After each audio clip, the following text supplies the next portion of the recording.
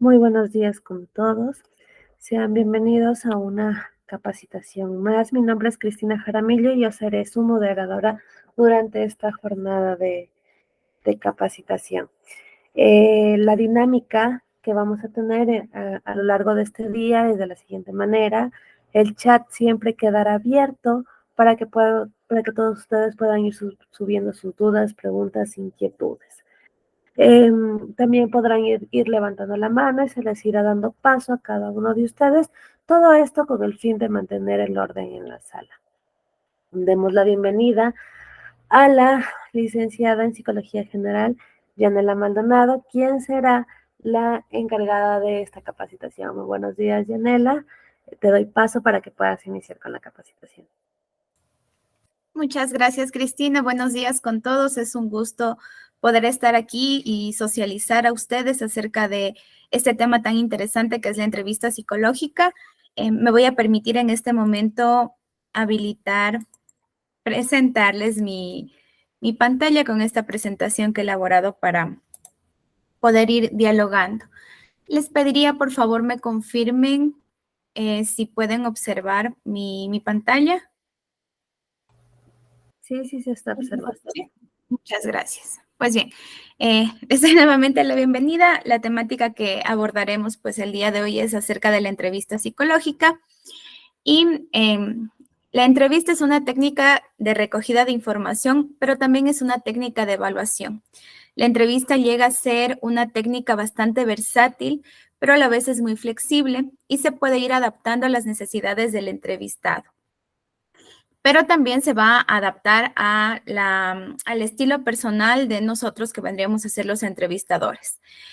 Esta adaptación, esta flexibilidad le da una ventaja a la entrevista psicológica como técnica de recogida de información sobre las demás técnicas. Vamos a hablar ahora un poquito acerca de la historia de la entrevista psicológica y de sus máximos exponentes, ¿sí? Pues bien, la entrevista psicológica se ha ido adaptando a través del tiempo y se va enriqueciendo dentro de todos los campos en los que ha sido utilizada. Kraepelin nos menciona que, voy a presentar, él tenía un interés por ir explorando minuciosamente los síntomas mentales de las personas. Ya no veía la forma básica como simplemente señalar o diagnosticar a una persona por la forma en cómo se expresaba o incluso por cómo se veía, ¿verdad?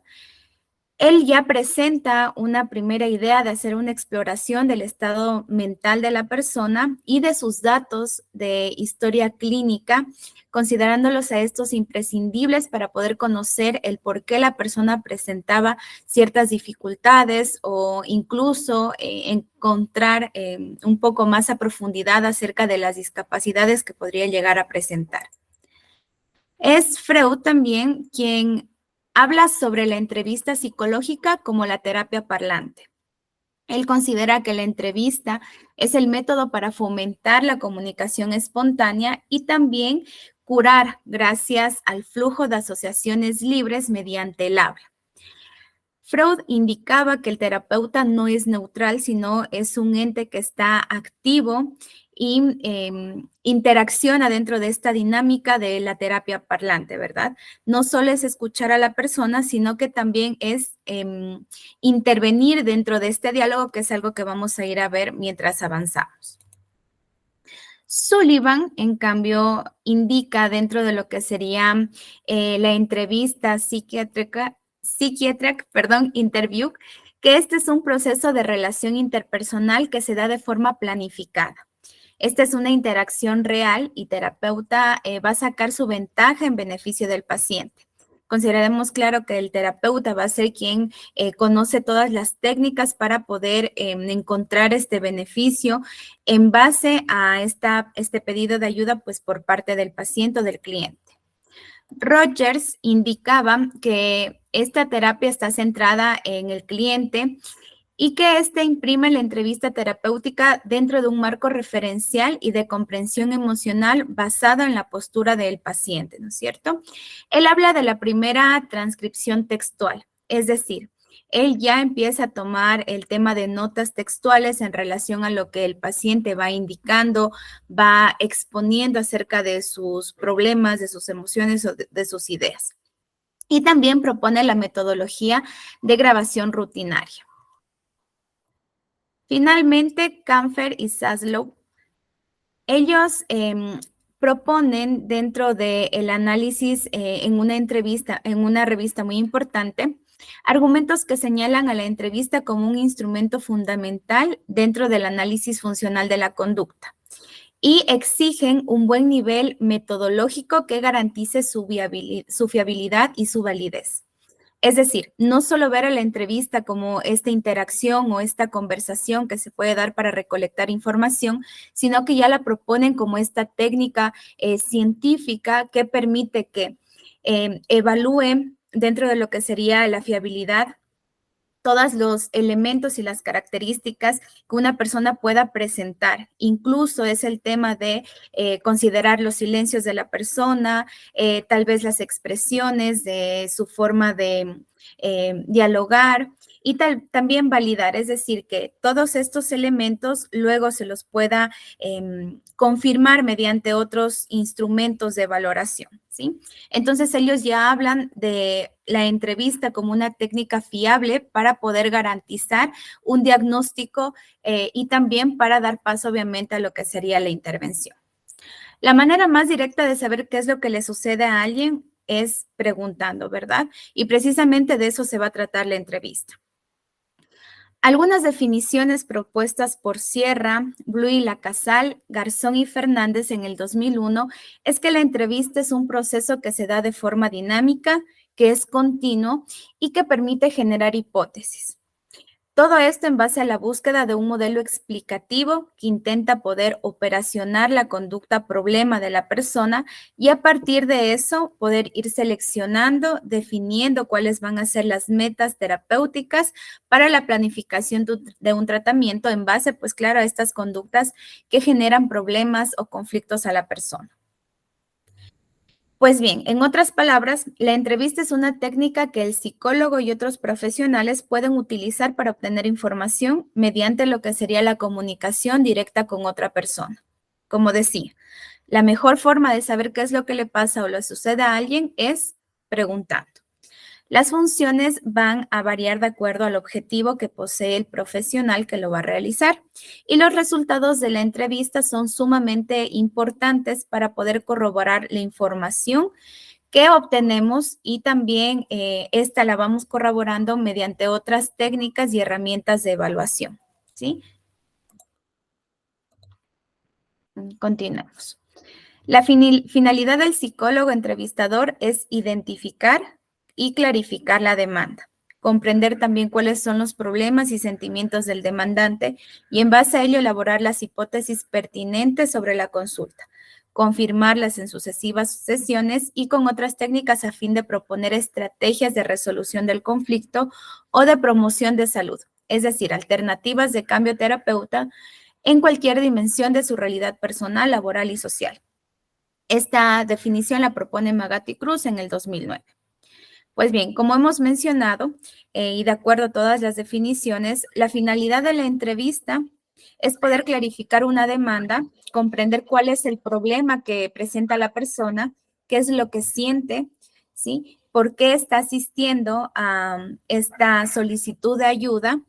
Y en base a toda esta información que vamos recolectando mediante la interacción, vamos a, como profesionales, poder elaborar hipótesis. Es decir, nuestra percepción profesional de acuerdo a lo que la persona nos va diciendo, vamos a ir elaborando hipótesis de qué es lo que pueda la persona tener, cuáles serían los detonantes de su dificultad o de su problema, para poder en sucesivas sesiones, como bien lo menciona Magatti Cruz, poder irlas confirmando o tal vez poderlas irla apartando de lo que sería ya nuestro diagnóstico final, ¿no?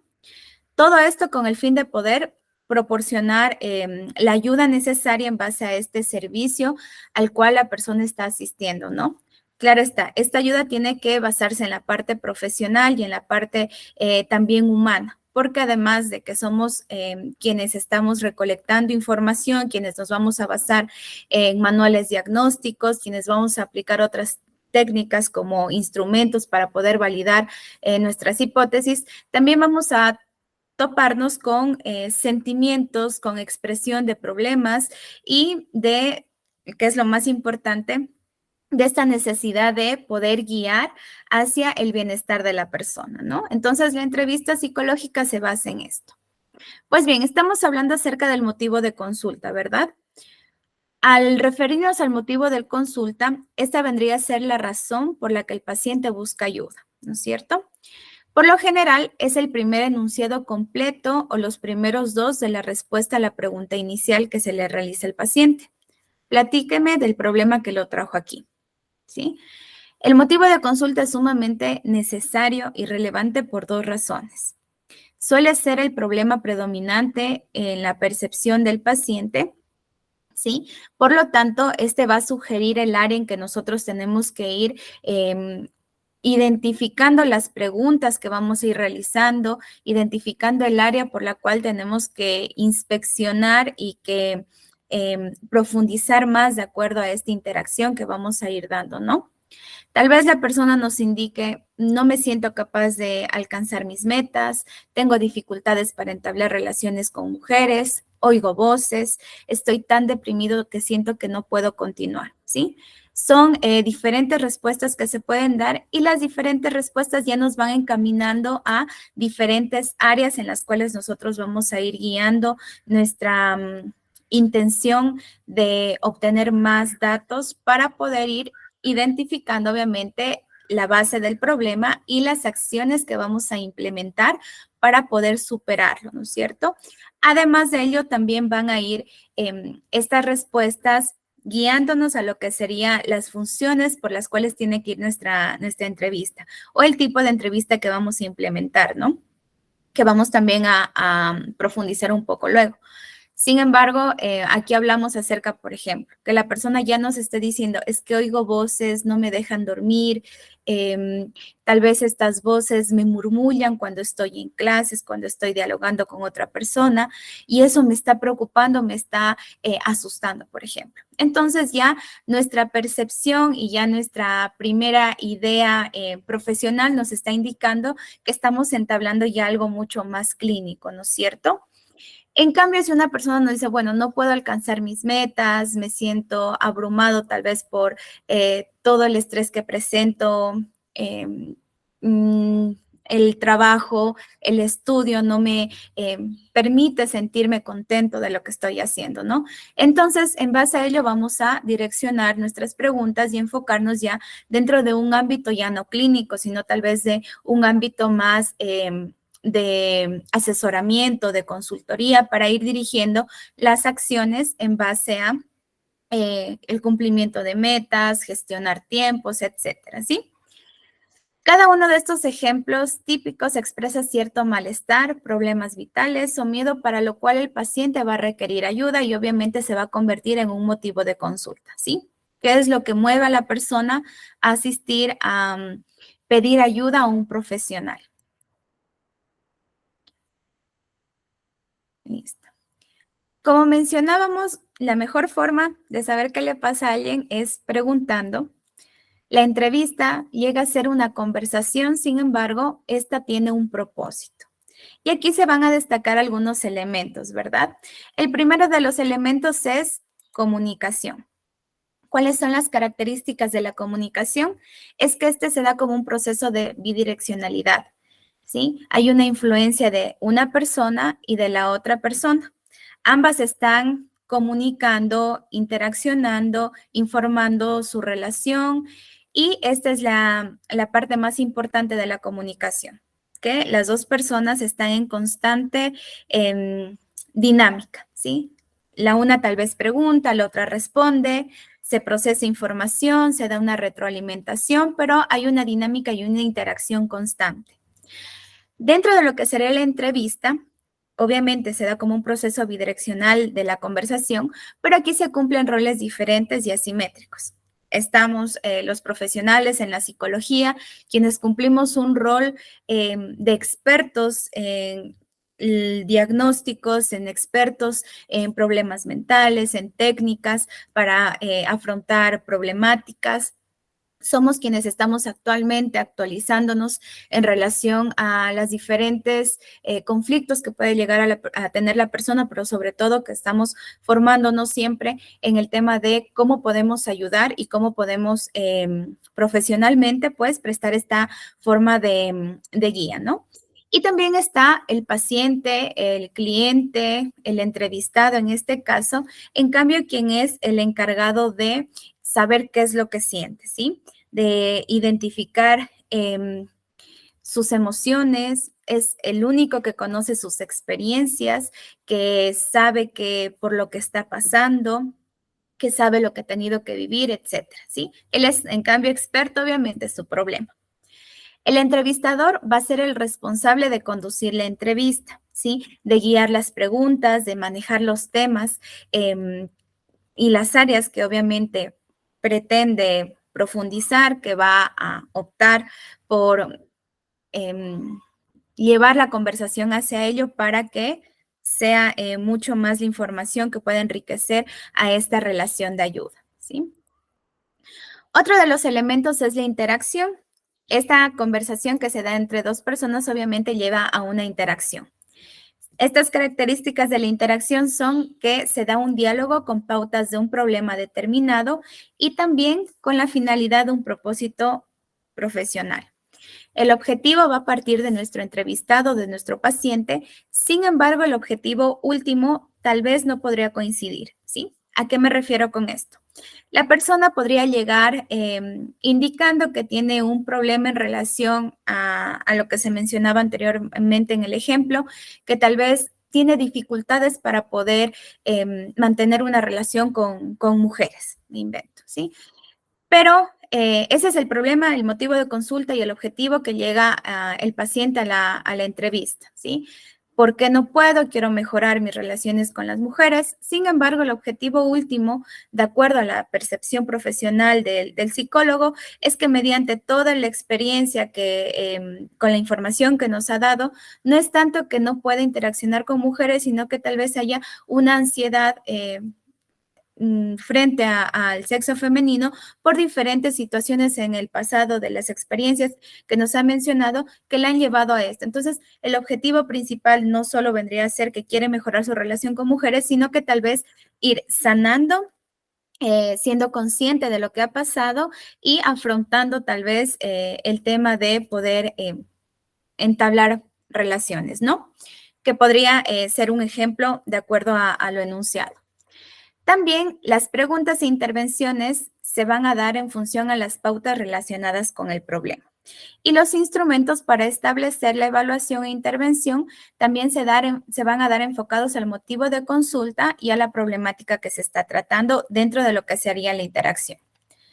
Seguimos con el siguiente propósito, que sería el objetivo y la finalidad. Pues bien, las características de este elemento es que, perdón, ya nos...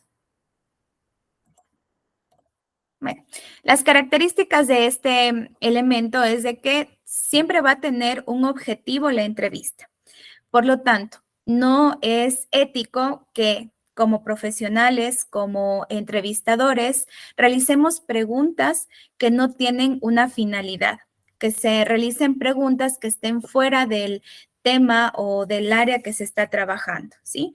Por lo tanto, lo más importante dentro de lo que sería la entrevista es el objetivo y la finalidad de ella, para poder en base a eso enmarcar la comunicación y la interacción, que son elementos anteriores, para llevarnos y encauzar también a la persona y direccionar, claro está, a lo que sería pues lo que realmente queremos saber, que será base para la intervención. Pues bien, estamos hablando acerca de la conversación y la entrevista, ¿no? Vamos a diferenciar. La conversación tiene características, ay, creo que no se ve muy bien, ¿verdad?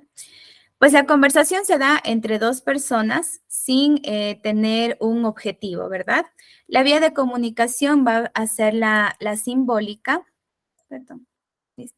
Va a ser la simbólica, obviamente vamos a comunicarnos ya sea de forma oral, pero también nos podemos comunicar mediante la conversación con otro tipo de formas, con nuestras expresiones, ¿sí? La conversación se va a dar también de una forma muy espontánea. No va a tener un punto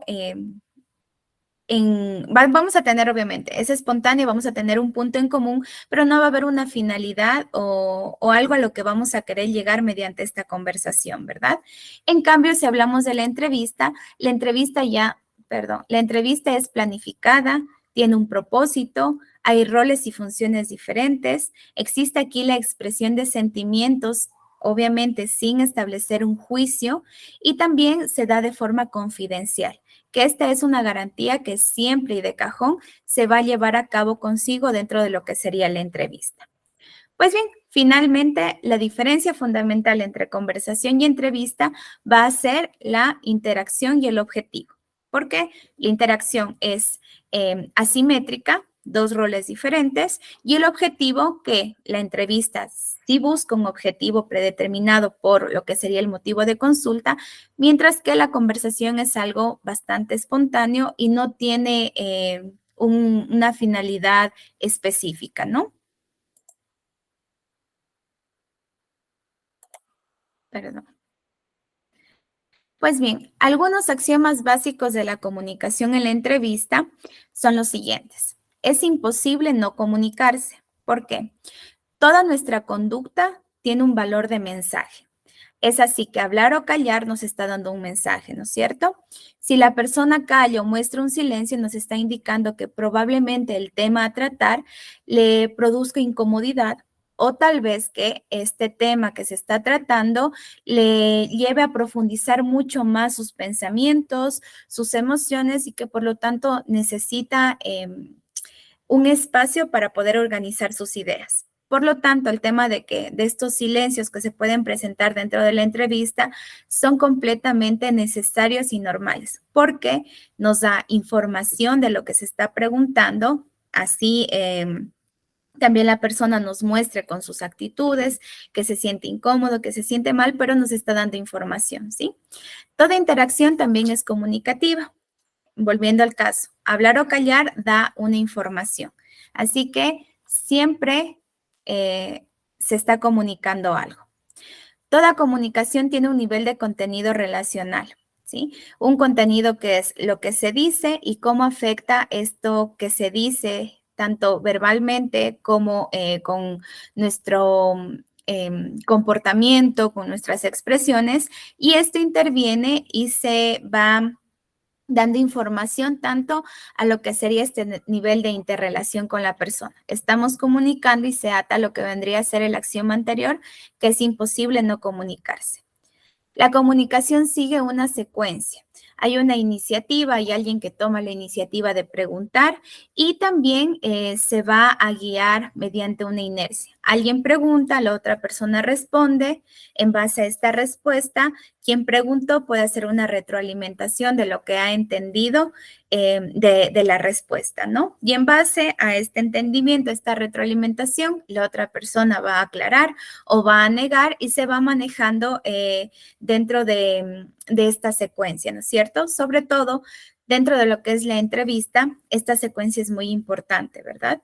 La persona quien está encargada de entrevistar va a iniciar las preguntas y va a estar constantemente guiando hacia las respuestas del entrevistado o del paciente. Por lo tanto, va a manejarse mediante una secuencia y mediante una guía constante. Los seres humanos se comunican digital y analógicamente. Al hablar de la comunicación digital es la expresión del contenido de forma verbal y al hablar del contenido analógico nos estamos expresando en relación a la comunicación no verbal.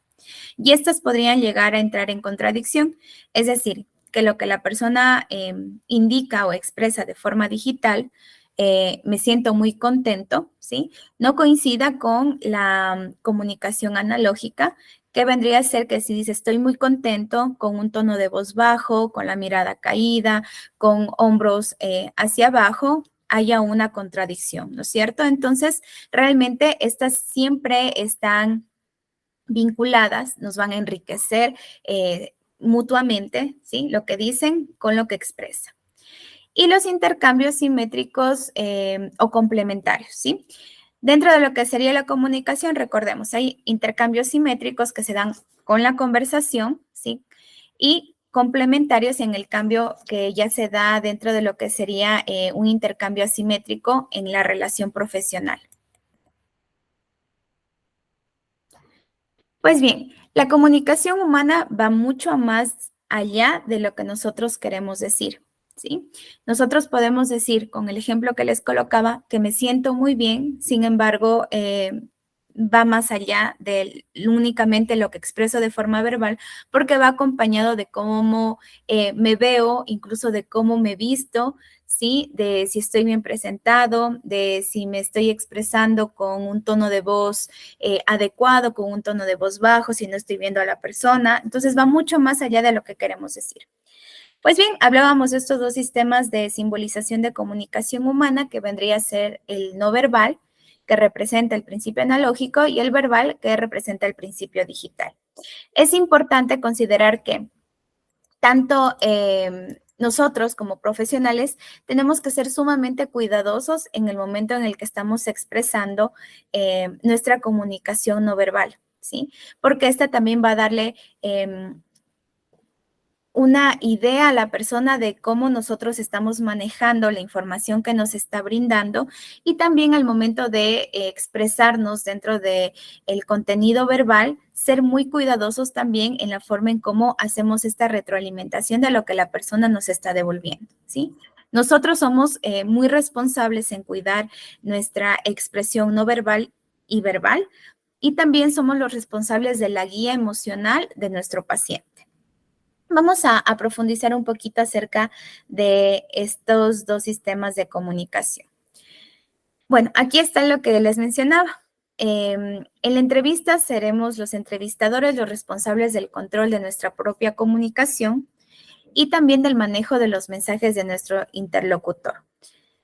Es imposible, claro está, que nosotros podamos manejar cómo la persona va a controlar su comunicación verbal, sus comportamientos, pero al referirnos que vamos a manejar sus mensajes, es de que vamos a ir dando pautas, realizando preguntas, utilizando técnicas para, insisto, nuevamente direccionar a la persona a la información que nosotros queremos conocer. Y en tal caso, si la persona está hablando y expresando, vamos a ser quienes manejemos también este mensaje de ellos, mostrando el interés hacia lo que nos dice para que pueda seguir comunicando qué es lo que está sintiendo. Dentro de la comunicación verbal, este es un pilar básico dentro de lo que es la entrevista, ¿no? Esta comunicación verbal nos permite conocer qué es lo que la persona quiere expresarnos mediante el discurso de sus pensamientos, ¿sí? Precisamente qué es lo que nos quiere poner en común, qué pensamientos, qué ideas, qué emociones quiere hacernos conocer para nosotros poder prestar obviamente el servicio de ayuda, ¿no? La comunicación verbal la podemos utilizar para distintos propósitos, tanto nuestro paciente como nosotros podemos confirmar las preguntas, podemos descartar, podemos reafirmar alguna posición, podemos negar, etcétera. Es necesario que como entrevistadores nos manejemos, claro está, dentro de la experiencia, poder recalcar y poder trabajar en el saber preguntar y sobre todo saber suscitar la información. Va a ser muy diferente que nosotros preguntemos y simplemente vayamos llenando dentro de lo que serían nuestras notas, a diferenciar el tema de poder saber preguntar personalizando lo que serían las preguntas hacia la persona con la que estamos interactuando, de acuerdo a quién estemos también, con quién estemos conversando y entablando esta entrevista, ¿no es cierto? Y también suscitar la información, mostrándonos interesados, identificando cuáles son las palabras claves que podemos utilizar para que la persona comprenda que estamos prestando atención, que estamos interesados, ¿sí? También recordemos que toda la información va a estar guiada a un objetivo. Y la forma de realizar las preguntas, insisto, tienen que estar relacionadas a lo que sería el manejo y la adecuación a estas mismas preguntas a la realidad de nuestro paciente. Aquí me gustaría abrir un paréntesis. Nos vamos a encontrar con diferentes personas con las cuales nosotros vamos a direccionar las preguntas. Nos vamos a encontrar en diferentes contextos, con diferentes edades, también con diferente capacidad cognitiva, incluso con el tema cultural. Entonces, es muy necesario que mediante la comunicación verbal que nosotros desarrollemos, podamos formular las preguntas considerando y respetando a la persona con la que nos estamos interaccionando, ¿no? Con los niños vamos a realizar preguntas mucho más sencillas, incluso utilizar otro tipo de manera, no solo con preguntas o cuestionarios, sino recabar la información mediante juego, etcétera. Tal vez con personas incluso que veamos que necesitan que se le realicen las preguntas de una forma mucho más sencilla, no con palabras demasiado técnicas. Vamos a ir flexibilizando eso para que se pueda comprender ambas partes. Dentro de la comunicación verbal nos vamos a encontrar con las preguntas abiertas, que son preguntas que se formulan de forma genérica, ¿sí? Y permiten contestar a nuestro paciente desde su perspectiva. Puede contestarla de forma libre, ¿sí? ¿Cómo se encuentra hoy? Entonces, la persona nos puede contestar, el día de hoy me siento tranquila, qué sé yo, cumplí con las actividades que me recomendó, o tal vez hoy me siento mal, realmente lloré mucho en la mañana. Entonces, le permite contestar desde su perspectiva y de forma libre. Al contrario, nos encontramos con las preguntas cerradas, que en cambio estas ya acotan la posibilidad de respuesta. Y estas pueden llegar a ser contestadas con un monosílaba o datos concretos, ¿sí? ¿Logró dormir anoche? Sí, no. ¿De acuerdo? O datos concretos. Qué sé yo, hasta qué hora se queda despierto cuando me comenta que tiene insomnio, logra dormir o hasta qué hora puede lograr mantener el sueño. Entonces la persona ya nos contesta con un dato muy concreto, ¿sí?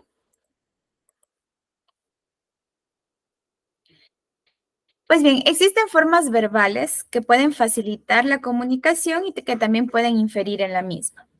Las formas verbales que facilitan la comunicación es utilizar un lenguaje fácil, sencillo, que se puede entender. También permitirse repetir y aclarar la información que no es clara. También resumir y retroalimentar los datos que la persona nos ha estado facilitando. Poder responder el mensaje que nos está otorgando pues nuestro paciente. También realizar refuerzos verbales. Entiendo, sígame comentando. Y también que me voy a ir un poco más allá, que sería refuerzos no verbales, asentir con la cabeza, estar pendientes, ¿sí? Dar información adecuada, que esta tiene que ser suficiente, es decir, la información que se le otorga al paciente no tiene que ser ni limitar información, ¿sí? Ocultar información, ni dar demasiada información que llegue a nuestro paciente a confundir o que llegue a realmente no comprender lo que le estamos diciendo. Y también transmitir mensajes de comprensión y sobre todo de respeto, ¿no?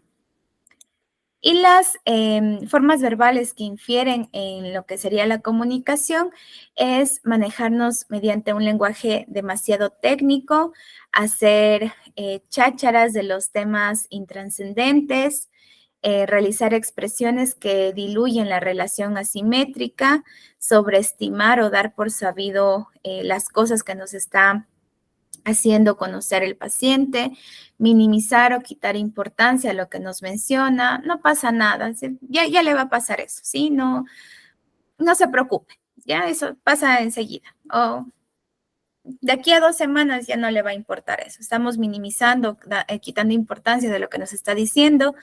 Tal vez saturar con información, que era lo que mencionaba anteriormente, realizar generalizaciones siempre, así es, realizar también expresiones negativas, de ningún modo, nunca, jamás, eso es imposible, o expresiones vulgares o quizás ofensivas, ¿sí? Creo que esto podría ser algo muy obvio. Sin embargo, dentro de lo que serían los valores que están presentes en todos, en nosotros, dentro de nuestra formación como seres humanos, tenemos valores. Y probablemente ciertos valores lleguen a chocar tal vez con algún paciente o con lo que nos esté comentando. Por lo tanto, podremos llegar a hacer algún tipo de inferencia dentro de lo que sería pues esta relación o esta interacción. Es necesario también que como profesionales podamos identificar cuáles son nuestras posturas hacia tal vez lo que la persona nos está diciendo y también saberlas gestionar para no llegar a hacer estos comentarios indebidos o utilizar expresiones que a nuestro paciente pueda llegar a incomodar y sobre todo abandonar pues lo que vendría ya a ser este primer paso que ha tomado en relación pues a lo que es esta relación de ayuda, ¿no? Pues bien, vamos a continuar. Tal vez hasta el momento hay algún comentario por parte de ustedes, alguna pregunta o continuamos.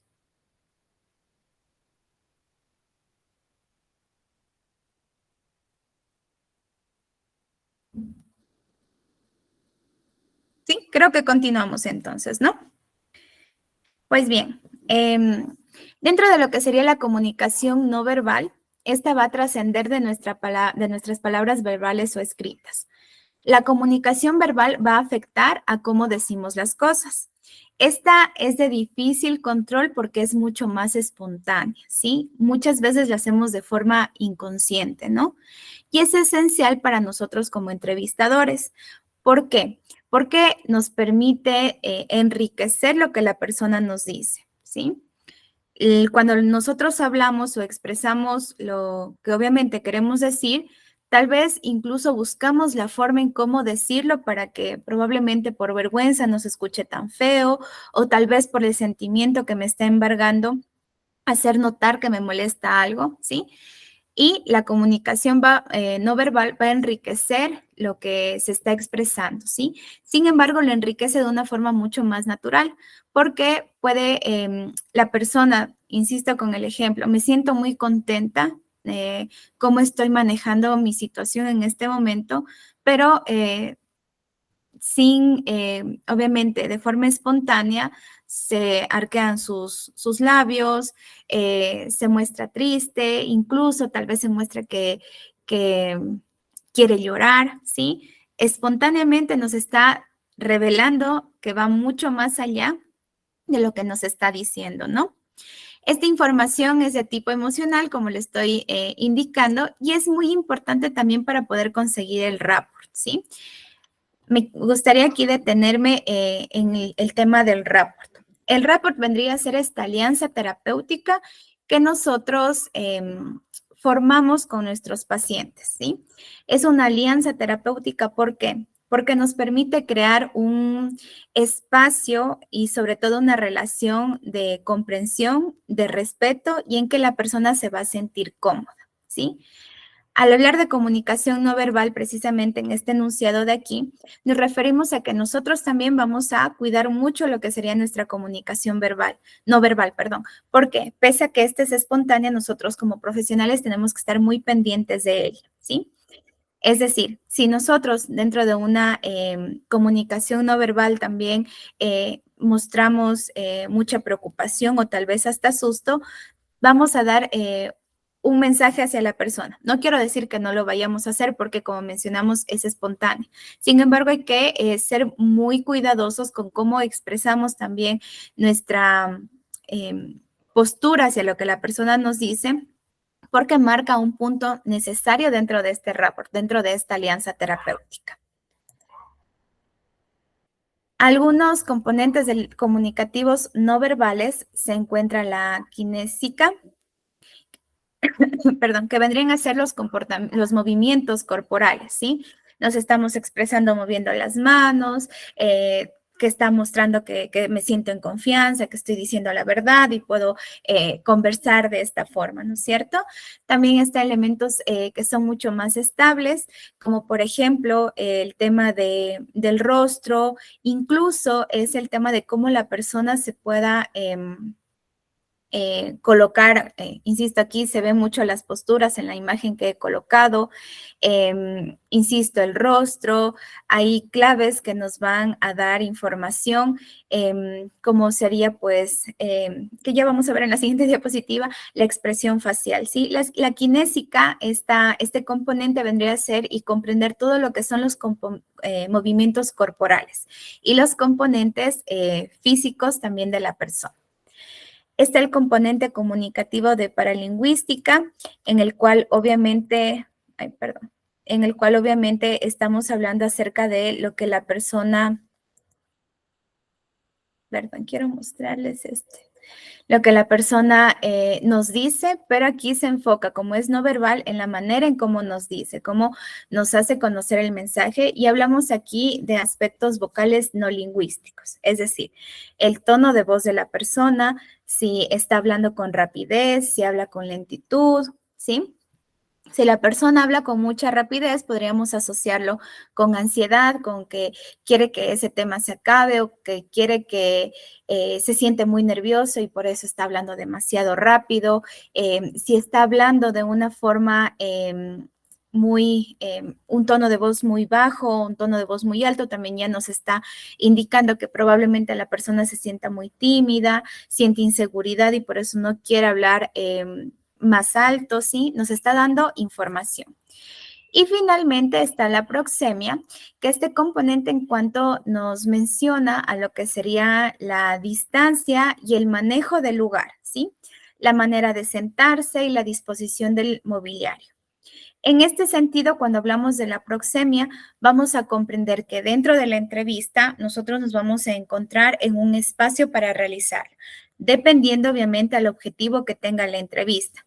Si estamos en un consultorio, que es obviamente donde generalmente asisten las personas que realizan esta solicitud de ayuda, si estamos dentro de un consultorio, vamos a procurar trabajar este componente no verbal, que sería la proxemia, ubicando de forma adecuada las sillas a una distancia correcta, sin obstáculos, sin interrupciones, que tal vez nos impidan incluso ver a la persona cómo está sentada, cómo si está moviendo los pies, podría indicarnos que está nerviosa.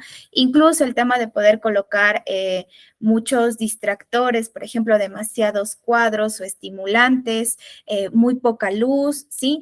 Va a influenciar porque es un componente de comunicación no verbal, va a influenciar mucho en esta relación. Así que es importante también manejarnos dentro de lo que sería el espacio en el cual se están llevando a cabo pues las entrevistas, ¿sí? Y también aquí me gustaría indicar en relación a lo que es el espacio, también se va a manejar de acuerdo, como comentaba, perdón, al objetivo y también al contexto.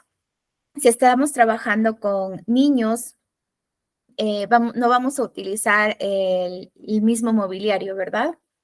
Sino que probablemente se trabajará con un mobiliario pequeño, con asientos o cojines para los pequeñitos, tal vez se trabaje en el suelo, ¿sí? Entonces, todo esto son componentes que influyen en esta comunicación no verbal, porque obviamente va a intervenir cómo nos vamos a sentar, a qué distancia nos encontramos. Si es una distancia demasiado alejada, probablemente el paciente si quiera sentar más allá, indicaría que tal vez siente resistencia, tal vez no quiere participar, no quiere hablar, o si se sienta demasiado cerca, nos podría indicar pues de que está presto para.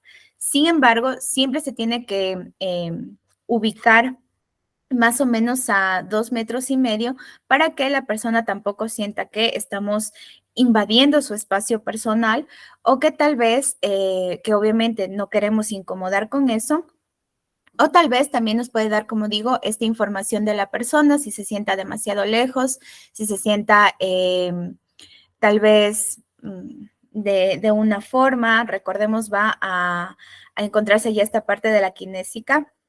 Si se sienta desparramado, si se sienta muy recto, ya nos está dando información que es sumamente importante para trabajar con el tema de enriquecer esta parte de la información.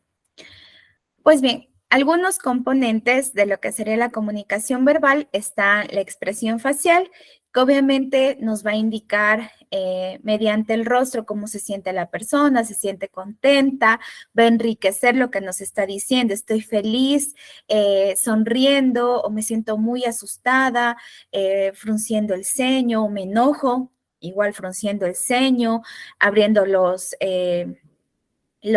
fosas nasales, ¿sí? Nos va a dar esta información y va a enriquecer lo que dice, obviamente.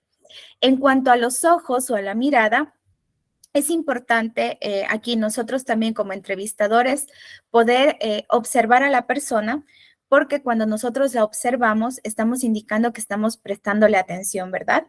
Esto se puede, aquí veríamos frecuentemente, no implicaría que estemos con la mirada fija a la persona porque eso también indicaría a la persona que estamos retando, o vendría a ser también algo incómodo, ¿verdad? Pero sí es importante frecuentemente mirar a la persona a los ojos y no solo enfocarnos tal vez en tomar notas, porque vendría a ser también algo que pueda llegar a sesgar la información que nos está dando, ¿no?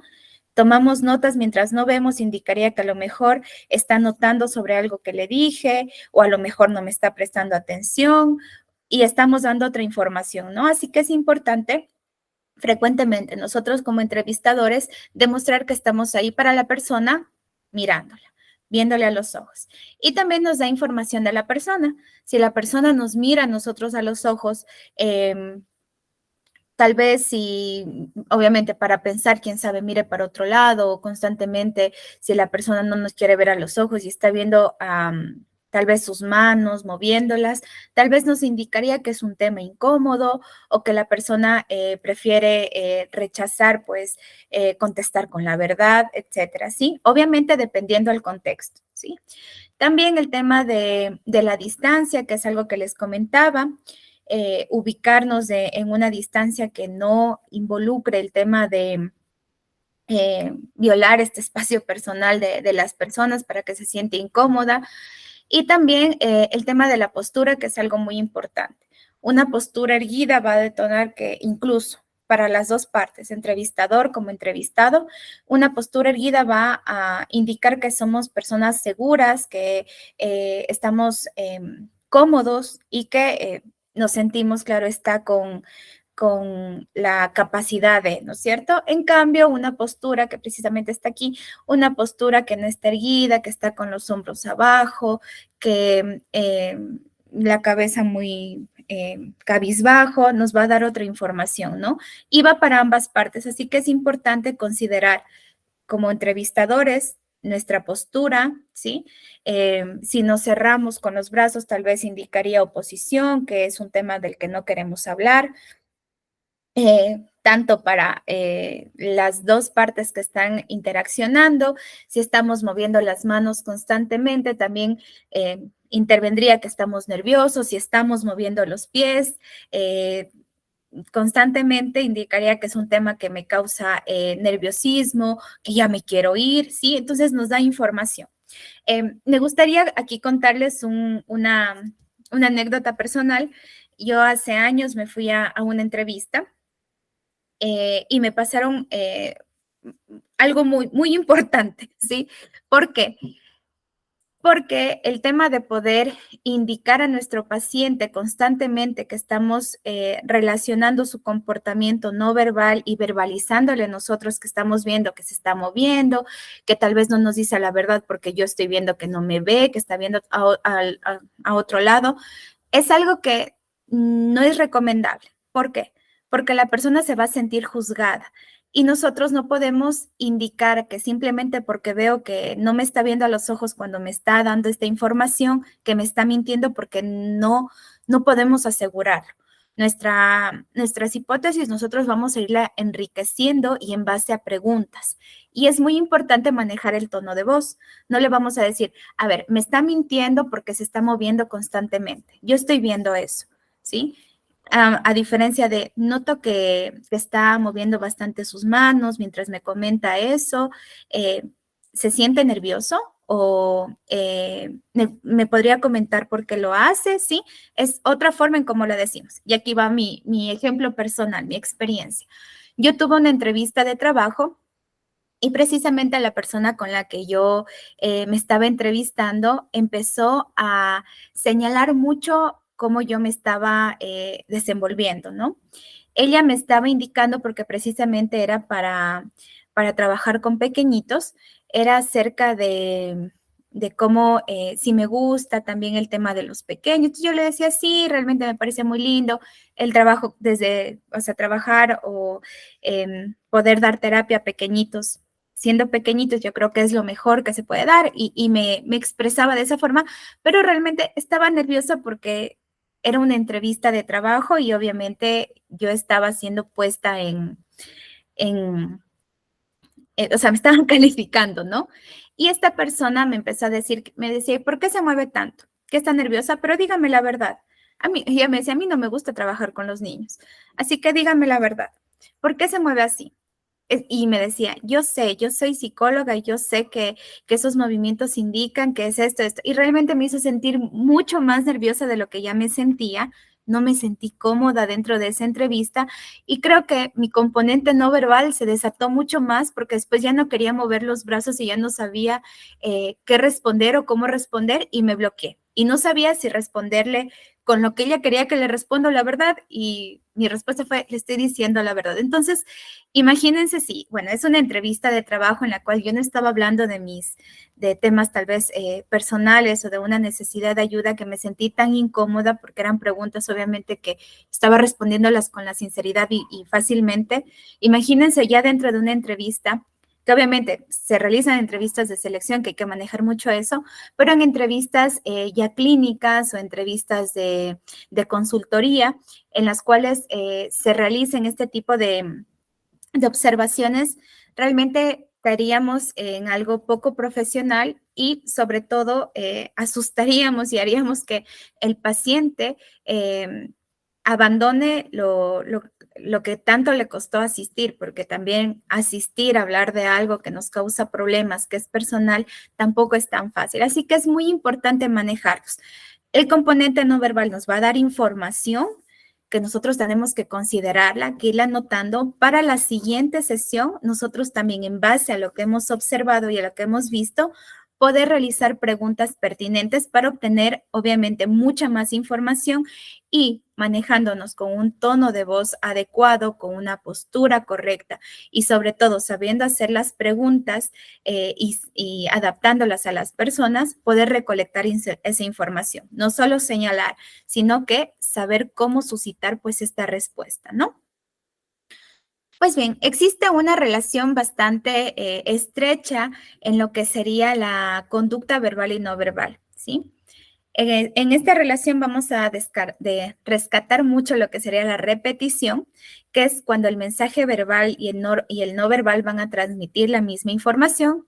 El ejemplo que les ponía, me siento muy contenta y sonreír e incluso cerrar los ojos y tal vez mover las manos en son de que estoy logrando mis objetivos gracias a las recomendaciones del psicólogo. Sí, me siento muy contenta. Lo que estoy diciendo, mi mensaje verbal se transmite también con un mensaje no verbal, ¿no? También están las contradicciones, que en cambio es que el mensaje no verbal se opone al verbal, ¿sí? Estoy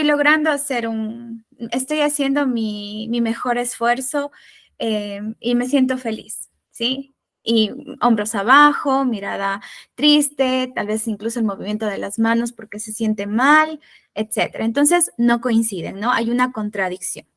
También está la sustitución, perdón, en cual la conducta no verbal va a ocupar el lugar de un mensaje lingüístico, ¿sí?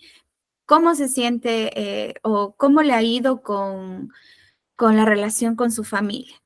Y que la persona se ponga a llorar, ¿sí? Está sustituyendo que realmente le fue muy mal, que se siente muy triste, no le está diciendo con palabras, pero llorando nos está expresando que obviamente hay algo que ahí no funcionó, que algo que le genera el conflicto. La complementación, una conducta no verbal, complementa una verbal, ¿sí? Cómo está, insisto, cómo está manejando la relación con su mamá. Me está yendo y nos muestra, nos señala, nos sonríe, ¿sí? Entonces se están complementando. La acentuación, que son los mensajes no verbales, enfatizan a los verbales, y la regulación, en cuanto a la comunicación no verbal, regula el flujo de la conversación, ¿sí? Insisto, asintiendo, escuchando, ¿sí? Van a ir siempre de la mano esta conducta verbal y no verbal. Pero dentro de todo lo que hemos hablado, sí, parecería que pudiese darse esta comunicación de una forma muy fluida, ¿no es cierto? Que la persona nos va a comentar, que vamos a entender lo que nos dice, pero siempre en las entrevistas podemos llegar a presentar barreras de conflictos y distorsiones. ¿Qué es importante aquí? Poderlas conocer, prever y lo más importante, saberlas manejar. ¿Qué son estas barreras de conflictos y distorsiones? Son la pérdida de información desde quien recibe esta información y desde quien emite el mensaje. Y se va a dar producido por lo que se denomina el autor Perpiña del 2012 como arco de distorsión. ¿Qué nos menciona aquí? Que el arco de distorsión se va en qué? Lo que el emisor, ¿sí?, cree que está diciendo, lo que en realidad está diciendo, lo que el receptor escucha, lo que el receptor piensa que escucha y lo que el receptor dice que ha entendido. Y además de ello, lo que el emisor piensa que el receptor ha dicho que ha entendido. Parece un trabalenguas, pero en sí se trata en que muchas veces la persona nos está, ¿no es cierto?, dando el discurso de cómo se siente. Dentro de este discurso, él piensa que está siendo sumamente claro con su postura de que las dificultades que ha tenido han sido debido a que ha venido tomando malas decisiones y que su familia tal vez ha estado un poco distante dentro de estas decisiones, ¿sí? Lo que el receptor está oyendo es de que la familia tiende a ser conflictiva y lo que ha llevado a la persona al consumo de sustancias, ¿sí? Lo que quiere decir que dentro de todo este intercambio de información siempre se va a dar lo que la persona piensa que está emitiendo, lo que realmente nosotros estamos comprendiendo.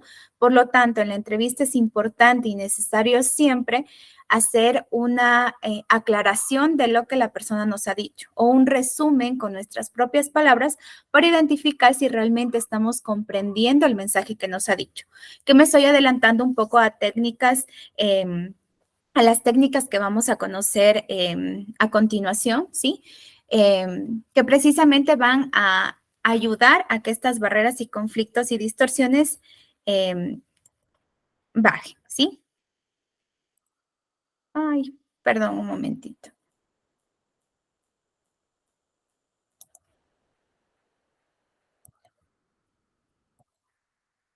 Listo, disculpe.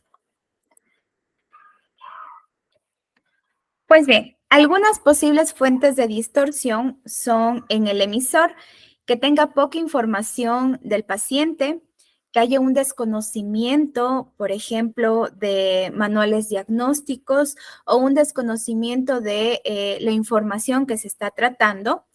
También que exista dificultades de expresión o que el emisor tenga mucha inseguridad, ¿sí?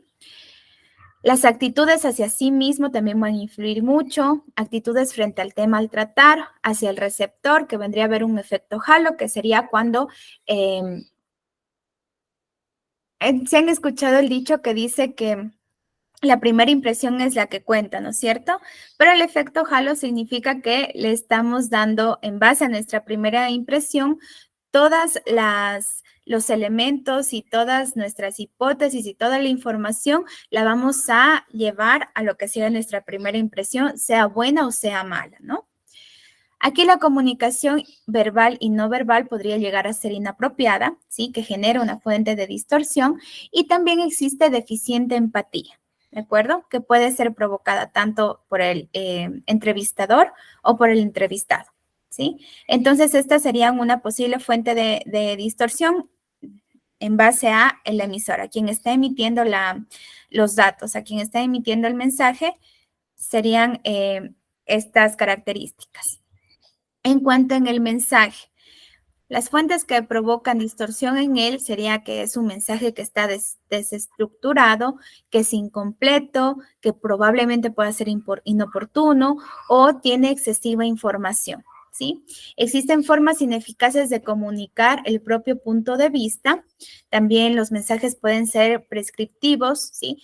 Que ordenan, mandan o dirigen por parte de el profesional, salga a trabajar, ya levántese de la cama, mejor levántese a las 7 de la mañana, haga, ¿sí? Entonces, esto puede crear distorsiones, advertir o amenazar. Si hace eso, le va a ir mal, ¿sí? No estar haciendo esas cosas, ¿ya? Moralizar o sermonear, tranquilícese, usted debería hacer esto, pero ¿cómo va a ir a hacer? Mire, ¿cómo se va a poner? ¿Sí? Entonces, eso no puede llegar a ser un tema de conflicto y de distorsión. Solucionar la problemática, mire, lo que usted tiene que hacer es esto y se acabó, ¿sí? Mostrar posturas categóricas, yo le estoy diciendo que haga eso porque sí y usted me hace caso, ¿sí? Eso no lo podemos hacer.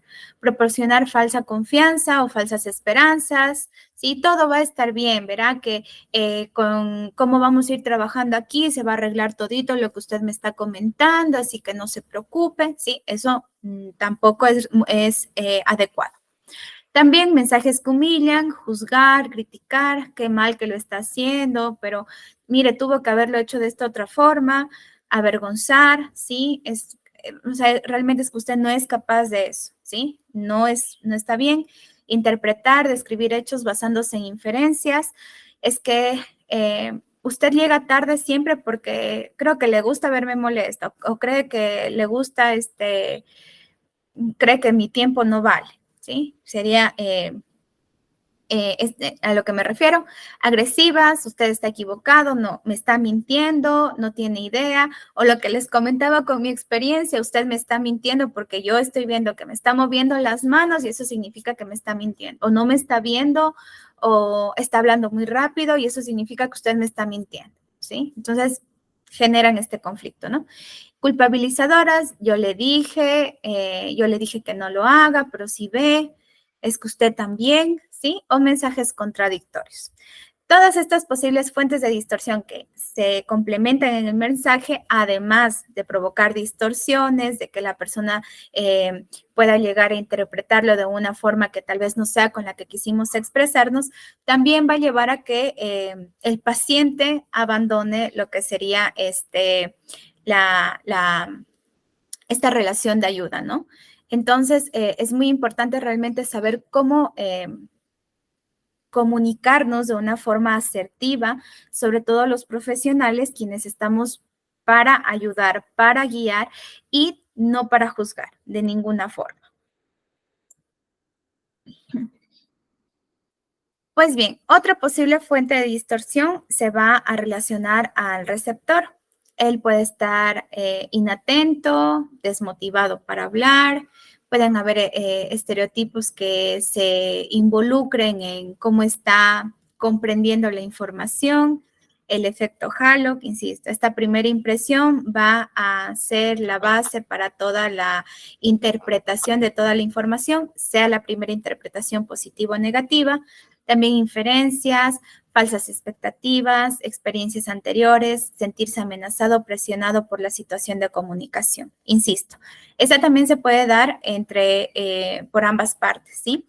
Si nuestro paciente no le interesa tal vez incluso expresar o ese día no se siente motivado para hablar, también podría ocultar información o simplemente dar información sin la intención real, ¿no? O el tema de tener experiencias anteriores que puedan vincularse a la actual de estar en una entrevista. Me vuelvo a mi ejemplo tan que me ha dejado marcada, que sería el hecho de decir, bueno, en otra entrevista de trabajo tal vez yo tenga que no mover tanto mis manos, tengo que estar tranquila, mejor escondo las manos para que no se vea que me siento nerviosa, etcétera, ¿sí? Entonces pueden ser posibles fuentes de distorsión.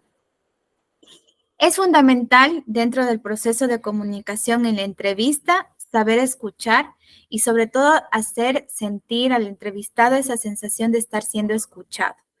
No solo mantener silencio mientras la persona está hablando, sino de estar atento y mediante esta comunicación no verbal poder mostrar a la persona que estamos allí, que estamos pendientes y que realmente nos interesa poder dar respuesta a las necesidades y así establecer soluciones.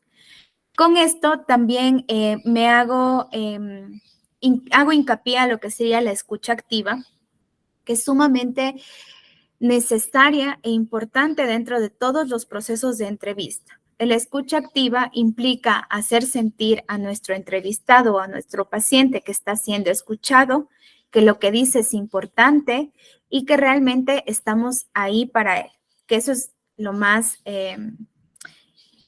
valioso que la persona va a identificar en ese momento, que alguien está allí y que obviamente va a procurar dar respuesta a las necesidades para dar soluciones a la problemática que tiene la persona, ¿sí?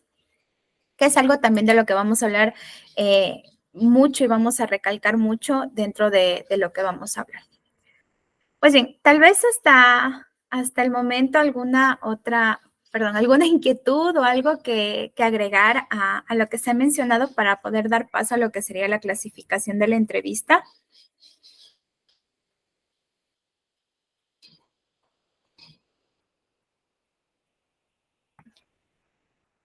Listo. Si no es así, entonces hablaremos ahora acerca de la clasificación de la entrevista, ¿sí? La clasificación de la entrevista se puede dar de acuerdo al marco teórico del terapeuta. En este caso está la estructura, el grado de dirección o participación, el ámbito de aplicación, fines u objetivos, las funciones, la secuencia temporal y el marco teórico terapéutico, ¿sí? Vamos a ir hablando de cada una de ellas. Pues bien, la entrevista clasificada dentro de lo que sería la estructura implica el grado de especificación y estandarización de sus distintos elementos o componentes. Nos encontramos con la entrevista no estructurada. Aquí esta se da como un proceso de interacción que va a determinar el orden de preguntas y del tipo, por lo que va a permitir tratar con el entrevistado de una forma idiosincrásica, ¿verdad? Va a ser esta relación, el contexto, todo lo que va a permitir determinar cómo se van a formular las preguntas, qué tipo de preguntas se van a realizar y nos permite adaptarnos y ser flexibles de acuerdo al entrevistado, de acuerdo a nuestro paciente, independientemente de su edad, de su cultura. Entonces nos va a permitir identificar cómo podemos interaccionar de acuerdo a este tipo de entrevista no estructurada. En cuanto a la estructurada, aquí ya hay elementos que tienen un formato prefijado. Las preguntas ya han sido establecidas, hay un orden de formulación y respuesta y también las respuestas están ya restringidas, ¿sí? Aquí existe la combinación de ciertos criterios que van a ayudar a la interpretación. Al hablar de la entrevista estructurada, nos vamos a enfocar a lo que sería también este tipo de entrevistas, ya que tienen este formato prefijado y que podemos ir llenando de acuerdo pues a estas respuestas que son mucho más restringidas, sí, no, tiempos específicos, etcétera, ¿sí?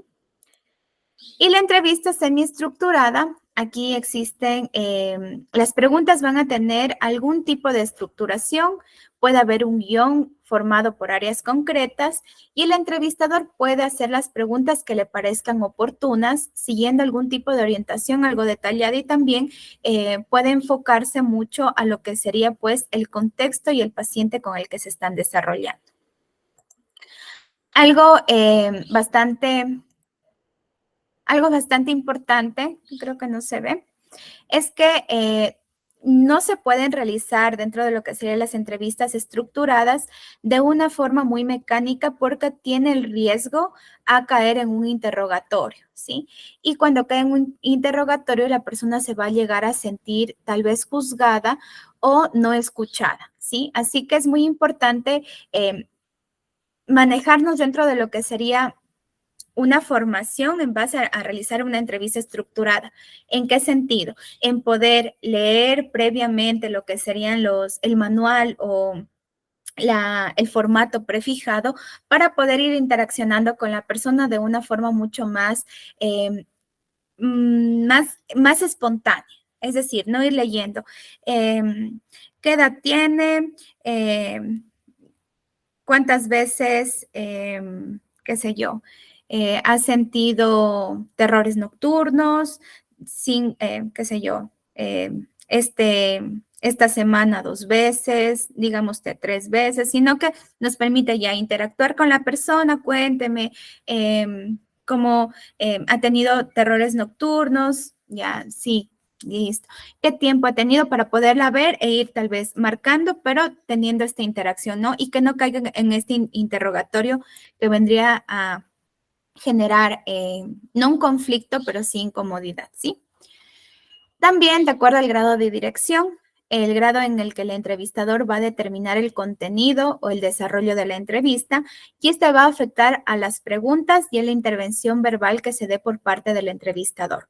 Aquí existe flexibilidad, pues permite variar el estilo, los objetivos y las características, ¿sí? Aquí nos encontramos con una entrevista directiva en la cual el entrevistador, el profesional, va a emplear mucho más tiempo en sus intervenciones.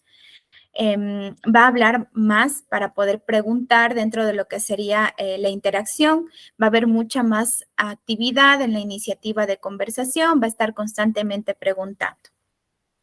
Su participación va a estar determinada por el marco de referencia de beneficio a la visión del problema, ¿sí? Es decir, va a preguntar siempre enfocado al objetivo final.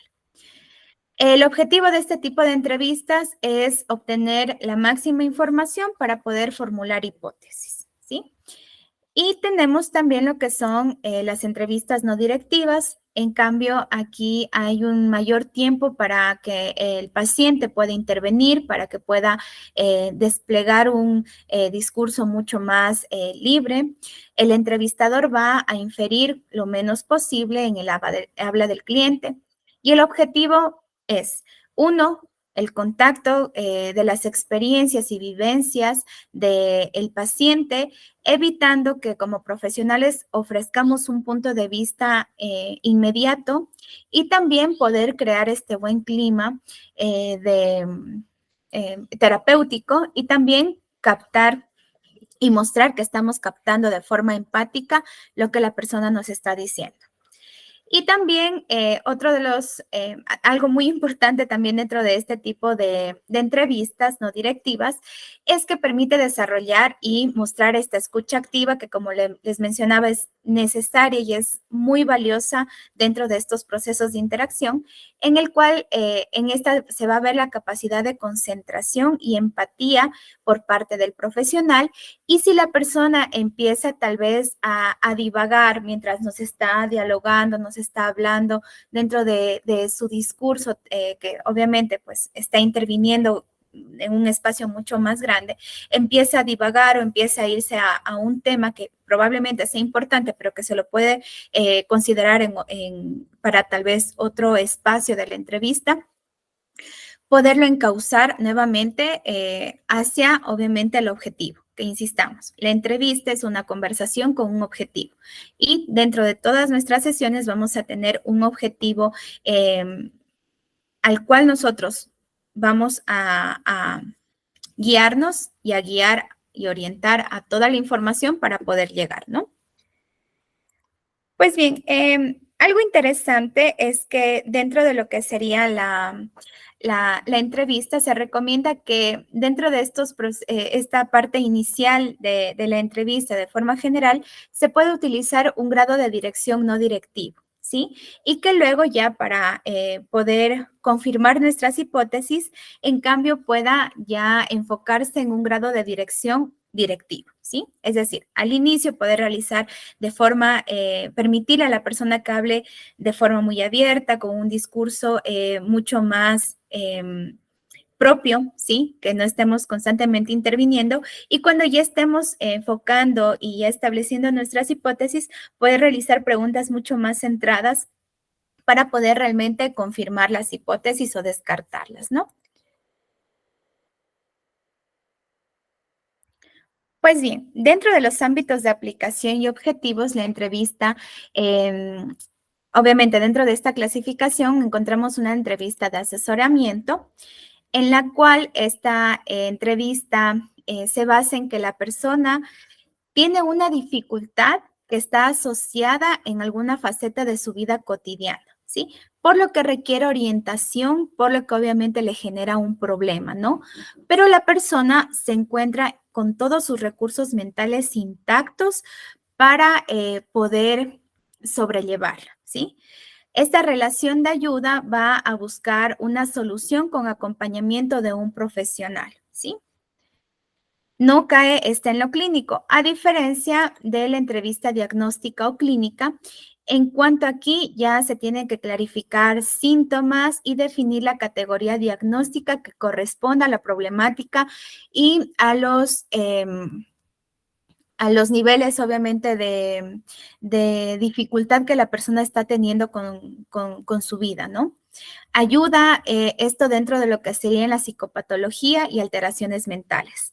Aquí, en cambio, el entrevistado o el paciente no se encuentra en plenitud de sus recursos mentales, por lo que requiere un apoyo ya terapéutico o una intervención, ¿no es cierto? Y también está la entrevista de selección, la cual, claro está, se enfoca en encontrar al mejor candidato para un puesto de trabajo que cumpla con el perfil de acuerdo a la empresa. Y esta es una entrevista para elegir al sujeto que mejor se ajuste a este perfil, ¿sí? Entonces, de acuerdo al ámbito de aplicación y objetivos de la entrevista, pues nos encontramos con estos tres que son los más importantes. Sin embargo, nosotros también podemos comprender que existen otros ámbitos como el que sería el educativo, que está basado obviamente pues en orientar a los estudiantes frente a una profesión, frente a lo que serían los estudios, en cuanto también al tema de dificultades de aprendizaje, al tema de poder asesorar y acompañar en lo que serían problemáticas que se puedan presentar dentro del contexto educativo. Ya está el tema de selección que va más enfocado y enmarcado a lo que sería la selección de personal, en el tema clínico que está vinculado a lo que son ya el tema de psicopatologías y de asesoramiento consultoría, que como mencionábamos, es una persona que dentro de su faceta cotidiana tiende a tener conflictos y que pese a que tiene todos sus recursos mentales intactos, necesita un acompañamiento y direccionamiento que obviamente puede trabajar dentro de un plan terapéutico para lograr asumir y superar pues estas dificultades, ¿no? Pues bien, dentro de lo que sería la clasificación de acuerdo a las funciones, existen tres funciones claramente diferenciadas. Está la de evaluación y diagnóstico, que como su nombre lo indica, procura recabar toda la información necesaria para poder evaluar y diagnosticar, ¿sí? Y también esta información verbal y no verbal va a valorar y decidir lo que sería, pues, cuál es la forma de intervenir de acuerdo a la dificultad que tiene la persona. Entonces, también tenemos la función motivadora que anima al paciente a asumir su problema, iniciar el proceso, involucrarse y mantener este proceso terapéutico. Y finalmente la terapéutica, en cual se establecen cuáles van a ser los objetivos terapéuticos, cuáles son los pasos para poder conseguirlos, También nos habla acerca del objetivo que vendría a ser pues el cambio para que la persona pueda mejorar su calidad de vida y también en base a las relaciones fundamentales dentro de este proceso. Siempre es importante, creo yo, que dentro de todas estas funciones, trabajar siempre dentro de lo que serían las redes de apoyo de los sujetos. Tenemos también la secuencia temporal. Esta se va enfocada en el ámbito clínico. Dentro del proceso de evaluación e intervención se van a ir cubriendo ciertos objetivos en distintos momentos. El primero es el screening, que evalúa aspectos importantes que sufre la persona en fin de poder valorar si sus necesidades pueden ser cubiertas por el servicio que puede presentar el profesional. Sigue con esta secuencia que sería la entrevista inicial, que es la primera toma de contacto, se identifican los objetivos genéricos, el motivo de consulta y se establece lo que sería la relación de ayuda. Continuamos con la entrevista de devolución. Aquí se realiza un feedback de la visión del profesional sobre el problema que obviamente ha llevado a la persona a acudir a consulta. Se incrementa la motivación del paciente para que pueda comprender su padecimiento y se da a conocer cuáles son los medios para poder resolver la dificultad del paciente. Y está finalmente la entrevista de alta clínica, en la cual obviamente se da por terminado el proceso, se despide al paciente cerrando el caso. Sin embargo, esta despedida es temporal porque siempre se tiene que hacer un seguimiento al paciente debido a que se pueden presentar recaídas en las cuales necesita esta orientación y esta guía para poder superarlas, ¿no?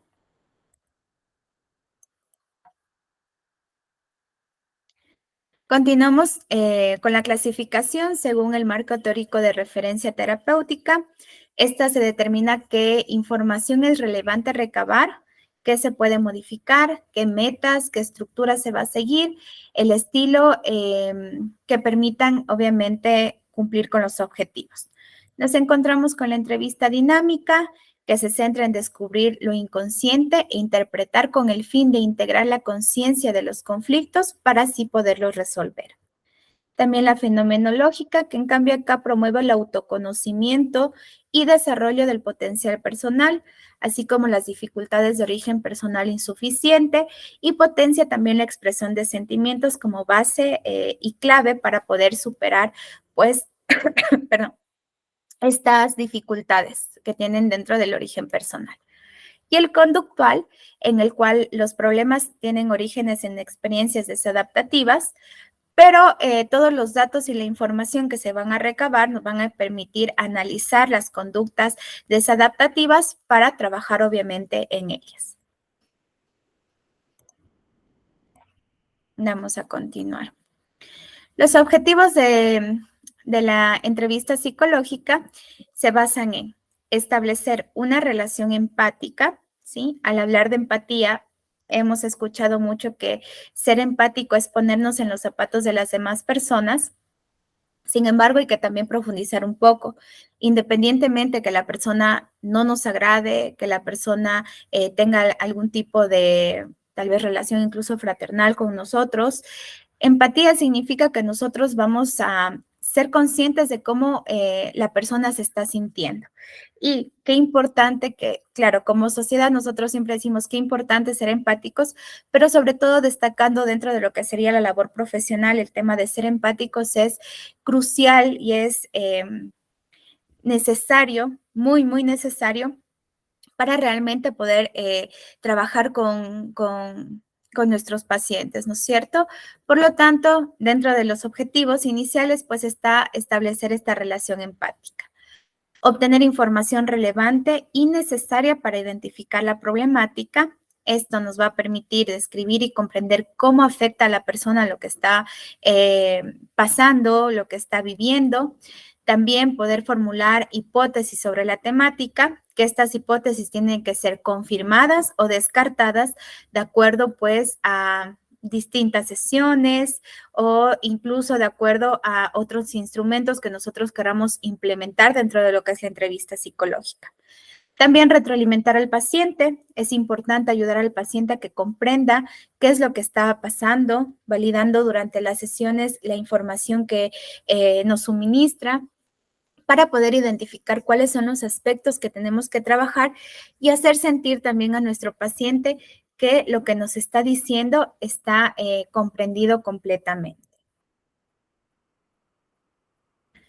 Pues bien, aquí vamos a hablar acerca de algunas cuestiones éticas. No sé, tal vez alguna inquietud hasta el momento.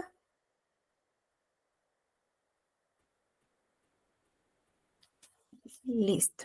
Creo que no hay inquietudes. Pues bien, al hablar de las cuestiones éticas, como profesionales nos tenemos que basar dentro de este tema de la ética profesional, claro está, para poder desenvolvernos de una forma correcta con nuestros pacientes, ¿sí? Sobre todo dentro de este servicio de ayuda. Hay que hacer un adecuado, correcto uso, un adecuado uso de los datos, ¿sí? Que nos está otorgando nuestro paciente. Estos datos no se pueden divulgar. Hay algo que se llama el secreto profesional, en el cual, claro está, lo que la persona nos comenta, nos comparte, tiene que quedar entre el paciente y el psicólogo, ¿sí? Dentro de la entrevista, claro está, esta es base. Y se tiene que garantizar siempre el tema de la confidencialidad, ¿sí? A la persona se le garantiza dentro de la primera sesión que los datos y la información que nos está compartiendo no va a salir. En caso de que se tenga que compartir con algún colega, tal vez porque se está trabajando, tal vez con el psiquiatra, o digamos, si es psiquiatra y tiene que trabajar directamente con el psicólogo, pues se tiene que avisar a la persona que esta información se va a compartir con el colega por estas situaciones y que si eso se lo permite o no, ¿sí? Hay otras situaciones en cuestiones éticas que es una pregunta que generalmente nos hacemos, que es, ¿y cuando la persona ha cometido o va a atentar contra su vida o nos indica que quiere atentar contra la vida de otra persona, también nos tenemos que enfocar en algo que es muy importante. Parte de, que ya vamos a ver en un momento, parte de los principios de la ética también que como profesionales tenemos que guiarnos, es el tema de poder cuidar sobre todo la integridad de nuestro paciente y de terceros, ¿sí? Si ya vemos que esto, o sea, va a ir la persona contra su integridad, que dice, sí, estoy planificando, tal vez ya compré un frasco de pastillas, yo he planificado matarme y yo quiero que sea el día de mi cumpleaños. Entonces, hablaríamos ya de una emergencia, que la información no puede quedar ya dentro de este secreto profesional, sino que hay que resguardar la integridad de la persona, ¿sí? Y avisar a los servicios pertinentes, ¿sí? En este caso, si es una persona que ya está pensando, que ya tiene todo, habría que trabajar con, incluso hay servicios de eh, médicos que ya prestan también adicional, pues obviamente a la parte de intervención psicológica nuestra, que ya prestan estos cuidados mucho más, de un tiempo mucho más largo para que la persona pueda estabilizarse con estos pensamientos y mantener este acompañamiento psicológico que es tan importante, ¿no? También no preguntar por contenidos que no se ajusten al cliente de acuerdo a su edad, sexo o cultura. Y aquí está, y se recalca mucho nuevamente el tema de no preguntar sin tener una finalidad, ¿no? O sea, no preguntar por preguntar, sino que siempre se tiene que preguntar con un objetivo, con una finalidad y respetando, teniendo muy en cuenta el tema de nuestro cliente, ¿sí? Dependiendo de la edad, si es un niño pequeño, no podemos realizar incluso preguntas de forma inadecuada, dependiendo a la cultura. Por lo tanto, es importante conocer y saber y respetar sobre todo a la persona con la que nosotros estamos interactuando de esta forma profesional. Y pues bueno, como ya lo mencioné, no preguntar sin un objetivo. Es importante que dentro de estas cuestiones éticas se maneje con estos principios de respeto, privacidad, confidencialidad y también el consentimiento informado. Cuando hablamos del consentimiento informado, implica el hecho de, bueno, decirle si es que vamos tal vez a, como digo, compartir la información con el colega porque es el psiquiatra y él nos va a permitir trabajar esto de una mejor forma, firmar un consentimiento informado en el que la persona dé su, obviamente su confirmación, su asentamiento de que lo permite. También el tema de cuando hacemos y tomamos notas, si lo hacemos mediante grabación de audio, grabación de video, o tal vez, bueno, si lo hacemos por computadora, pedirle siempre permiso a la persona para hacerlo. En este momento voy a iniciar con la grabación, necesito su consentimiento informado para poder iniciar. Para que toda esta información la persona sepa que está siendo grabada, que está siendo tomada como notas, pero garantizando siempre lo que vendría a ser la confidencialidad. Y también existen competencias referidas a la ética, a su preparación, a su capacidad, que vamos a ver a continuación, el reconocimiento de los límites personales, profesionales, perdón, en el cual también tenemos que identificar, bueno, hasta qué punto tal vez me estoy vinculando demasiado con lo que la persona me está diciendo, no me siento como profesional capaz de abordar esta temática porque tal vez coincido con lo que siente, etcétera. Reconocer mis límites profesionales y poder realizar derivaciones en base a eso. También identificar mis límites profesionales, cuáles son. Es este servicio de ayuda, roles asimétricos y no puedo mantener una relación diferente a esta con mi paciente, ¿no es cierto? Porque ahí estamos cayendo en algo que son relaciones duales que no son correctas. Incluso el tema de trabajar con la objetividad emocional por parte de nosotros como profesionales es sumamente necesaria. Al hablar de objetividad, nos referimos a que nuestras emociones, nuestro sistema incluso digo, nos han criado con valores específicos, pero estereotipos, tal vez sesgos, tienen que quedar muy al margen del servicio que yo como profesional estoy brindando, ¿no es cierto? Entonces, poder separar esta parte tan emocional, claro está, sin dejar de ser empático y seres humanos, que es también algo valioso que tiene la profesión del psicólogo, que no somos computadoras que simplemente anotan y dan un diagnóstico y la sugerencia, sino que somos personas también que nos permitimos sentir y mostrar esa calidez humana, pero que también tenemos que separar esta parte emocional y quedarnos con esta objetividad, esto que nos permite ver desde una perspectiva profesional, desde una perspectiva en la que nos hemos preparado como sujetos que pueden realmente identificar de acuerdo a lo que serían los manuales,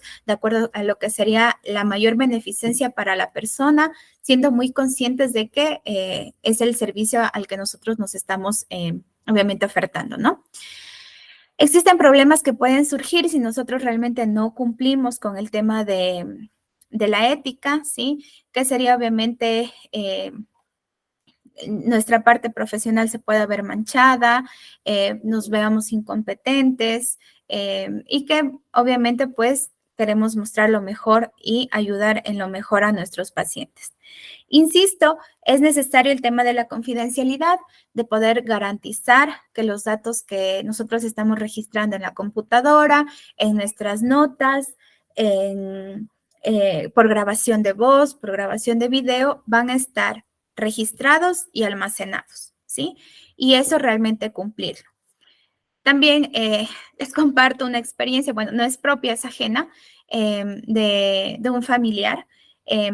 Él tiene un hijito que tiene un diagnóstico de autismo y que, perdón, obviamente estaba asistiendo con el profesional, en este caso, primero asistió con el pediatra y luego obviamente asistió con el psicólogo infantil, pero lastimosamente por terceros se llegaron él lo mantenía sumamente personal, también creo que es parte de la familia poder llevar este proceso de aceptación de que, bueno, el hijo que ellos esperaban con mucho cariño, tal vez las expectativas que se hacían, realmente pues no resultó cumplir con las expectativas que ellos tenían, sino que adaptarse y sufrir este duelo para volver a retomar, ¿no es cierto?, este espacio con sus hijos y poder brindarle el cariño y las atenciones que necesita, ¿no? Entonces, en este caso, él lo mantenía muy... Acá hay una consulta. No sé si se escucha bien. Disculparán.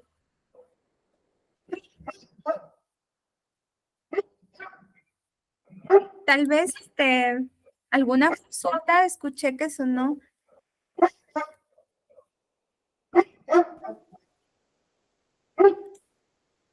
César Ruiz. Buenos días. Buenos días, César. Yo quisiera, bueno, no tener una consulta tanto, pues bueno, sí, una mezcla de consulta con una especie de también de opinión. ¿Puedo hacerla? Claro que sí, totalmente bienvenido, César. Verá, una de las cosas que yo en mi poca experiencia que he tenido acerca de las entrevistas con las personas, y me ha dado decepción de que la ciencia enseñe eso, porque piensan que el psicólogo debe ser como una piedra sin sentimientos, indiferente a la vida de la persona. Solamente me toca como escuchar. Por ejemplo, le pongo un caso claro. Bueno, no podría confirmarlo completamente porque necesitaría hacer, pues, intervenciones científicas para eso, ¿no? Siguiendo la metodología de la investigación científica, no lo he hecho, pero sí he notado que muchos problemas de las personas obedece a la conducta desadaptativa de prácticas nocivas que están haciendo. Por ejemplo, el caso de una chica. Ella viene a consulta y sufre de mucha ansiedad. Y cuando yo indago, resulta que uno de los problemas serios que ella tiene es en su conducta sexual. Ve pornografía y demasiada pornografía desde muy pequeña. Lo cual eso es prácticamente algo muy común, no generalizado, pero muy común no solamente en jóvenes, en mucha gente adulta. Pero cuando ya uno quiere intervenir en ese punto, oh sorpresa, triste sorpresa, incluso en los medios de comunicación se veta, o en el medio online se veta que no se pronuncie esa palabra y que no se le trate ese punto a la persona de decirle que no, porque eso es como que el psicólogo hace mal. Un señor estaba conversando y yo detecté que él tenía problemas también en su sexualidad. Es increíble, yo no me quiero basar solamente en ese punto de la sexualidad, pero yo me doy cuenta que muchos problemas de conducta, en estos tiempos a lo menos, obedecen mucho a cosas desadaptativas de la conducta sexual, desde muy jovencitos. La ansiedad, la depresión que están sufriendo personas obedece a esos desórdenes. Y este señor tenía problemas en su conducta sexual porque era homosexual. Y no tengo nada en contra de eso, porque esa también es otra. El psicólogo no puede decir esa palabra o no puede meterse en ese campo porque está haciendo daño. Y yo digo, qué tontería, con todo respeto lo digo en este momento. Entonces la persona tenía muchos amantes, digámosle así, una promiscuidad. No se puede decir la palabra porque también es mala, era promiscuo. Y yo detecté como psicólogo que esa conducta promiscua le estaba ocasionando depresión, le estaba limitando en su desarrollo personal y funcional, tanto con sus relaciones interpersonales con la familia, incluso con amigos. Detecté varios desórdenes en su conducta psicosocial y aún en su conducta de pensamientos propios, internos, pero él me dijo algo así, pero no quiero que me toque ese punto. Eso me lo respeta. Y yo pues le dije, pero ¿cómo? O sea, si tengo que ir a la fuente del problema, no te toco el tema, en este caso de este señor, no te toco el tema de tu promiscuidad y quieres aprender a ser, por ejemplo, él quería que yo lo ayude a ser una persona que tenga tranquilidad con las relaciones con las personas. Pero yo detecté que esa tranquilidad no se podía dar si no resolvía su identidad sexual, por ejemplo. No podía resolverse si él seguía en la promiscuidad. El ser humano está íntegramente relacionado, pero parece que hoy en día se está vetando, incluso a nosotros los psicólogos, esas áreas no toques, ni siquiera publiques o no hables porque eso está mal. Otro caso, por ejemplo, y con esto termino y gracias por la oportunidad de expresarme, una chica que sí fue como conocida y se quiso pues que yo le trate. Y empezamos a tratarnos y así ya de una forma ya más psicológica. ¿Y cuál era el problema? Que la chica también tenía un desorden de tipo bipolar. Pero yo quería llegar realmente a la fuente del origen de su problema y se acostaba con uno, se acostaba con otro, pero siempre ella lo disfrazaba, lo ocultaba a través de su derecho como joven soltera y jovencita, entre comillas que es, de poder hacer esas cosas. Y cuando yo le quise tocar ese punto, porque le estaba ocasionando, por ejemplo, ella era depresiva, bipolar, no pudimos concluir, francamente, porque se retiró. Entonces, el problema de ella era que quería que las personas o le traten, y me dijo a mí, ya algunos han tratado, pero nadie ha podido. Pero es que se retiran porque quieren seguir o sea, las personas parece que quieren sanidad y quieren mantener su conducta sexual desadaptativa. No quiero solamente basarme en eso, y termino y agradezco su atención, no quiero basarme solamente en eso, pero sí me doy cuenta, y esa es una sugerencia a todos los psicólogos que están escuchando aquí en este momento, de que se fijen mucho, como dijo del padre del psicoanálisis, parece ser que muchos problemas del ser humano sí tienen origen en el desorden, en la conducta sexual incorrecta, pero hoy se está vetando al psicólogo que no puede decir eso, ni siquiera en las escuelas ni en los colegios. Entonces, yo, la verdad, sí encuentro un impedimento de que no es que yo trato de imponer mis ideas o decir esto es así, pero sí hay que enseñar a la persona que la conducta sexual o conducta, por ejemplo, de adicción al alcohol, adicción al cigarrillo, le está ocasionando problemas de conducta. Y eso sí tenemos que enfocarle. No me puedo quedar callado y decirle simplemente, bueno, es su decisión, es su derecho, sino llevarle poco a poco. Por ejemplo, hay personas que me ha tocado que han andado en brujería. Ya no podemos negar que la brujería sí existe, la hechicería, disfrazada de muchos términos. Incluso ahora en Inglaterra ya hay una universidad que está dando títulos para que la gente se gradúe en artes ocultas, no sé qué. Entonces la brujería sí existe, pero eso altera los nervios, por ejemplo, el sistema nervioso, hace daño al sistema cognitivo y la energía del alma se altera cuando uno anda en cosas misteriosas y tenemos que tocarlas. Bueno, eso era todo lo que yo quería pues expresar. Agradezco a usted, profesora, muy amable. Gracias. No, muchas gracias a usted, César. Y realmente comparto lo que usted menciona. Hay muchos problemas que obviamente tienen una base a la cual nosotros tenemos que ser muy tinosos para tratarlo, pero no nos podemos hacer los ciegos, ¿no es cierto? Usted toma el tema de la promiscuidad.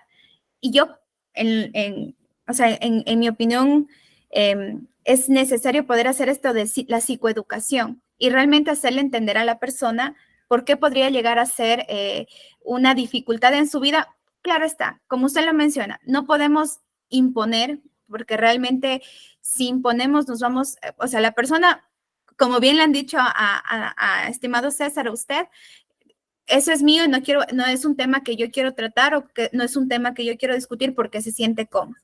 Pero sí preguntar, ¿por qué no lo queremos discutir?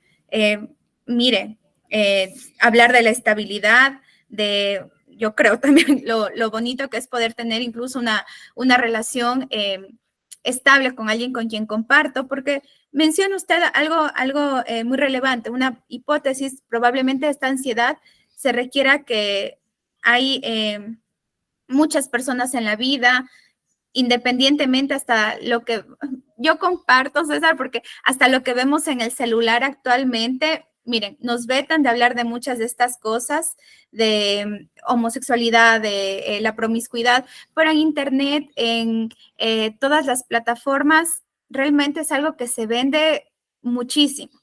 Y es algo que los jóvenes consumen y es algo que ya están defendiendo completamente y que lo ven sumamente normal. Todos estamos obviamente en nuestro derecho de disfrutar de una sexualidad, pero se la tiene que hacer con responsabilidad, ¿no es cierto? Siempre con responsabilidad. Y yo, con lo que mencionaba César, creo que es muy importante también el tema de esta psicoeducación, porque no se basa solo, bueno, es un tema que no quiero topar, es un tema que ahí lo dejamos, pero si yo como profesional noto que puede ser la base o esto que tal vez está tan desordenado en la vida de mi paciente que yo pueda identificar que es un factor que se incluye en su dificultad, tengo que buscar también la forma de irlo moldeando y buscar las palabras realmente con las que nadie se sienta ofendido y con las que sí pueda toparlo, porque yo le agradezco mucho, César, porque a veces sí nos quedamos como, bueno, o sea, si no lo quiere topar, y claro, estamos respetando que a la persona, respetando lo que nos está diciendo, su individualidad, su sistema de creencias, pero nosotros también profesionalmente, pues, conocemos que esta desorganización o estas experiencias, todo esto va a llegar a generar un conflicto y que obviamente como profesionales vamos a saber por dónde tenemos que ir profundizando para identificar si en realidad es lo que está generando esto o por qué estamos manteniendo. En este caso, digamos, relaciones muy, muy promiscuas, estamos buscando aceptación, estamos buscando tal vez, no sé, calidez, cariño en otras partes, no lo estamos encontrando, esta me genera ansiedad, pero sí invitarle a la persona, bueno, dialoguemos, tal vez por qué no quiere conversar, cómo se siente luego, profundicemos un poco. Insisto, siempre manejándolo con frases muy tinosas, con esta forma de expresarse, claro está, con respeto, intentando que es el sistema de valores, y a lo que me refería es que no decir, bueno, es que me pongo tal vez como es tan promiscua, no, tal vez alguna enfermedad, y ahí empiece tal vez de una forma muy negativa, pero si lo puedo hacer buscando su bienestar, sí encontrar la forma en cómo ir encaminándome para poder hacerle recapacitar o tal vez para hacerle comprender, mejor dicho, que de ella surja o de él surja esta aceptación de que realmente no es lo que le hace bien, por ejemplo, o que realmente esto es lo que está generando este problema en su vida, ¿sí? Pero yo le agradezco mucho, César, ha sido realmente muy, muy interesante su punto de vista. Bueno, vamos a continuar. Les quería finalizar, disculpen, justo también estaba ladrando un poco fuerte un perrito por acá afuera.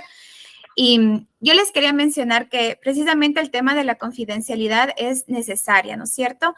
Yo les ponía este ejemplo de que este familiar estaba manteniendo y respetando mucho, obviamente, su decisión, estaba manteniendo por él mismo, por su familia, todavía muy íntimo y muy personal el diagnóstico de este pequeño, pero la familia se llegó a enterar de este diagnóstico por terceros porque fue el psicólogo infantil del pequeño, el psicopediatra, realmente no recuerdo quién fue, quien lo divulgó y lo divulgó con nombres y apellidos. Entonces, realmente allí ya estamos éticamente realmente mal y siempre cuidar mucho.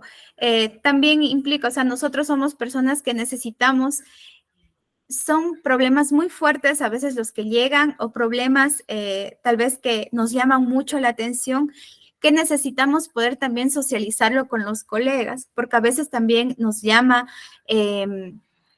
tal vez o sea, nos impresiona, por ejemplo, de que, mira, tal vez esta persona se intentó suicidar y ahora ya se encuentra mejor, pero no sé, me dio información que no sé cómo profundizar, pero nunca dando nombres, nunca o sea, difundiendo a profundidad, porque necesitamos también desahogar un poquito y también implica el hecho de que como psicólogos también necesitamos a veces tener nuestro psicólogo para que también toda esa carga que somos nosotros, también esa esponja que estamos sobrecargándonos de esta información, de experiencias malas, experiencias desadaptativas, como bien lo mencionábamos, necesitamos también irlo a descargar.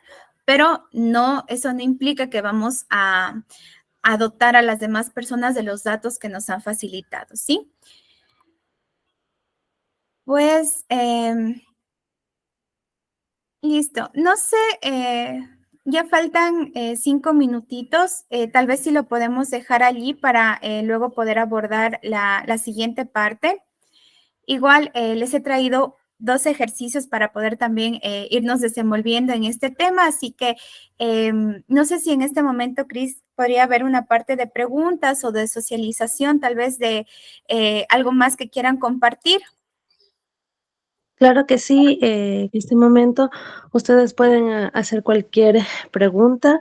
Está el chat abierto y también pueden ir levantando las manitos para que ustedes puedan ir uno a uno resolviendo cada una de sus inquietudes. Está el chat abierto, demos unos minutitos y hasta que se animen.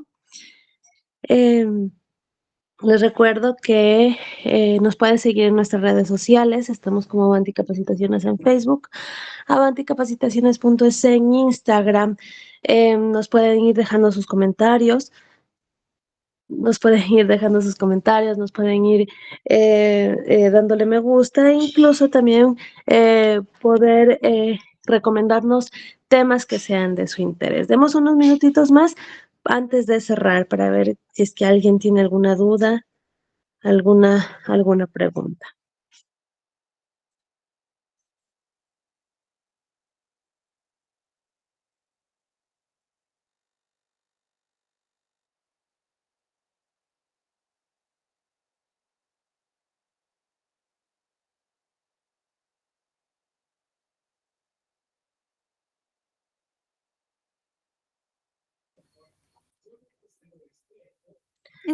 Carlos Quevedo. Sí, tengo una pregunta, bueno, me surgió con esto que estábamos conversando y también con un tema que tocó al principio del el ambiente propicio para realizar una consulta, una entrevista psicológica en este caso. Y es con respecto a, bueno, he visto varios consultores psicológicos y en algunos, por ejemplo, se encuentran fotos del psicólogo con familia, psicólogo en otras situaciones ajenas a la profesión. Y, o sea, como profesional de la salud uno entiende de que, ok, sigue siendo persona, sigue siendo un profesional y eso no tiene por qué influir en el trato terapéutico que se da. Pero, por ejemplo, puede influir de pronto en alguien que no sepa, alguien ajeno a la profesión, de pronto ver que el psicólogo tenga cosas personales en el consultorio. ¿Es recomendable? ¿No es recomendable? ¿Qué se puede hacer? O sea, tener ese tipo de cosas personales dentro del área de trabajo terapéutica. Gracias, Carlos. Muy interesante realmente su, su pregunta. O sea, como usted menciona, nosotros como profesionales comprendemos que nosotros seguimos siendo humanos, que a veces es muy bonito tener nuestro poquito de casa con nosotros, ¿no es cierto? Yo en lo personal considero que es algo que se tiene que manejar con mucho cuidado, porque no sabemos también, las personas que asisten, hay que manejar obviamente un espacio también adecuado, limpio. No sabemos si las personas que asisten tal vez lo vean así como usted menciona, no sabemos, ellos, o sea, desconocen tal vez de este proceder psicológico, tal vez de nuestro profesionalismo, etcétera. Pero sí poderlo manejar o tenerlo para nosotros, tal vez tenerlo en nuestra computadora, nuestra fotito, pero yo creo, o sea, yo creo firmemente que más bien, o sea, tenemos que tener un espacio limpio y un espacio que esté dedicado a que la persona esté cómoda y que tampoco se nos pueda distraer con más cosas. Obviamente pueden surgir momentos en los que dentro de esta interacción tal vez comentemos, o sea, digamos, cuente mi mami, a mi mami le ha encantado bailar y decir, sí, sabe que mi mamá también danza en el municipio, en el grupo de baile del municipio.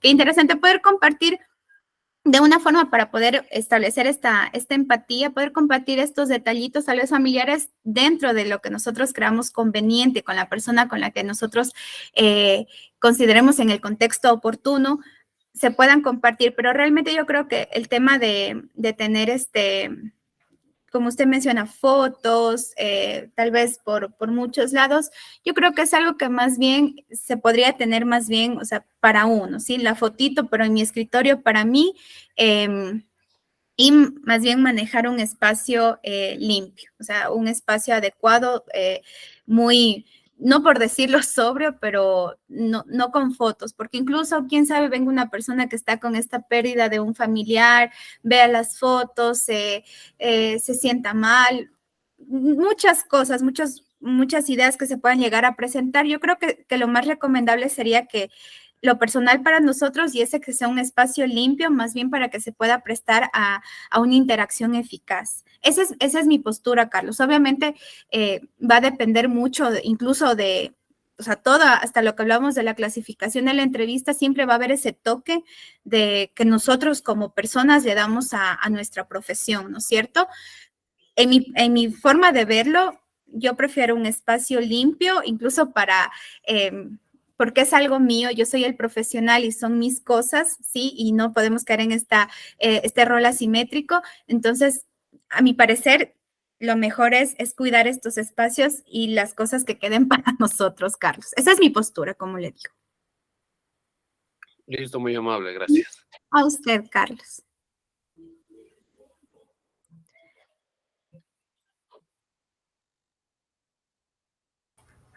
¿Alguien más que desee participar, acotar o realizar alguna pregunta? Hasta mientras les comento que en horas de la tarde trabajaremos igualmente sin ningún corte ni nada por el estilo. La dinámica va a ser de la siguiente manera.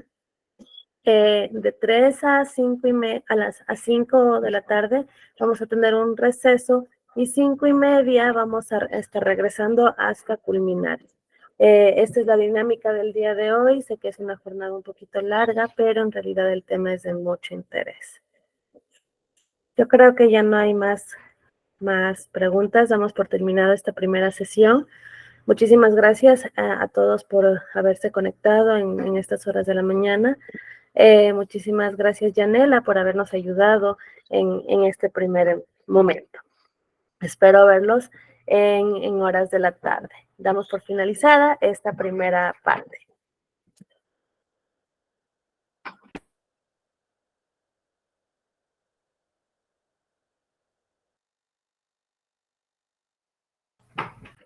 Gracias, Dayana. Gracias. Gracias, Carlos.